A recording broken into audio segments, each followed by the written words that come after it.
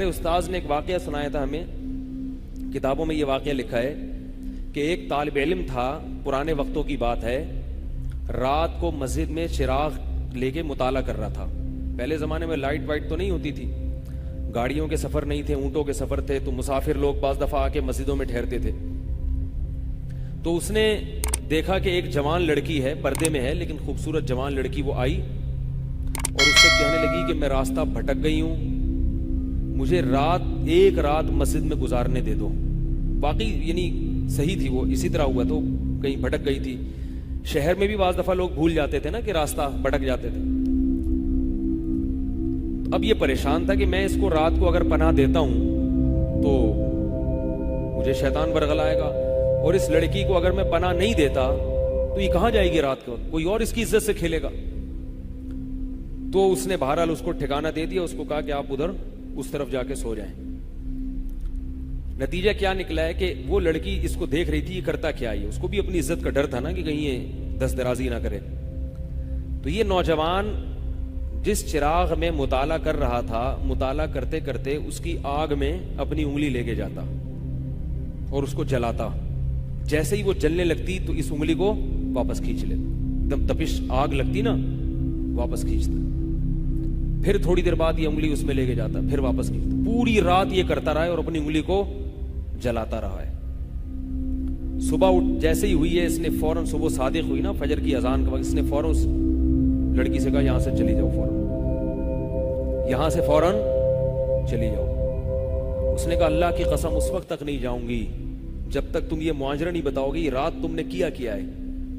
تو کہنے لگا یہ میرا اور اللہ کا معاملہ ہے، میں تمہیں نہیں بتا سکتا۔ اس نے پھر اللہ کا واسطہ دے کے کہا، اس نے کہا میں جاؤں گی نہیں یہاں سے جب تک بتاؤ گے نہیں۔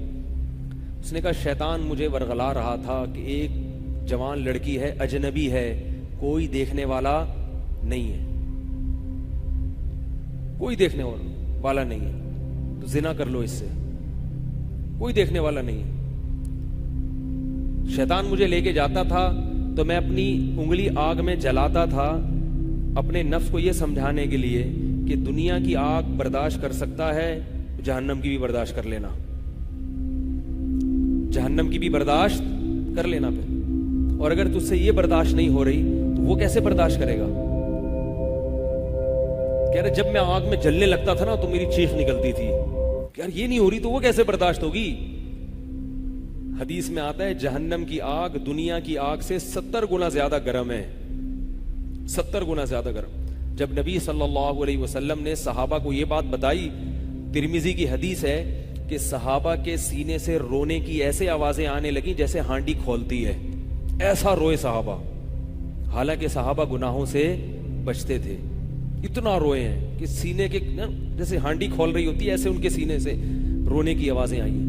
اور عرض کیا واللہ انہا لکافیۃ یا رسول اللہ، یا رسول اللہ یہ دنیا کی آگ بہت تھی عذاب دینے کے لیے، اللہ نے اس کو بھی 70 گنا زیادہ گرم کیا ہے۔ تو اس نے کہا کہ میرے دل میں گناہ کا خیال آتا تھا، میں کیا کرتا تھا، اپنے آپ کو جلاتا تھا جب چیخ نکلنے لگتی۔ تو اس طرح پوری رات میں نے اپنے نفس کو روکا ہے گناہ سے، تو تقوی کی برکات ہوتی ہیں۔ اس لڑکی نے کہا، اب گھر میں جا کے اپنے والد سے کہا کہ میں اگر نکاح کروں گی تو صرف کس سے کروں گی، اس نوجوان سے، عفیف اور پاک دامن ہے۔ تو کتابوں میں لکھا ہے کہ اس کے باپ نے اس کا نکاح دیکھو حرام سے بچایا، اللہ نے حلال طریقہ رکھ دیا۔ تو جو بھی زنا سے بچتا ہے نا، یاد رکھو جیسے زنا کرنے کا عذاب بہت سخت ہے، ایسے ہی کسی کو زنا کا موقع ملے اور وہ بچ نکلے اس کا ثواب بھی بہت زیادہ ہے۔ تاریخ میں جن ہستیوں کو بھی زنا کا موقع ملا اور انہیں موقع ملنے کے باوجود زنا نہیں کیا، ان کو اللہ نے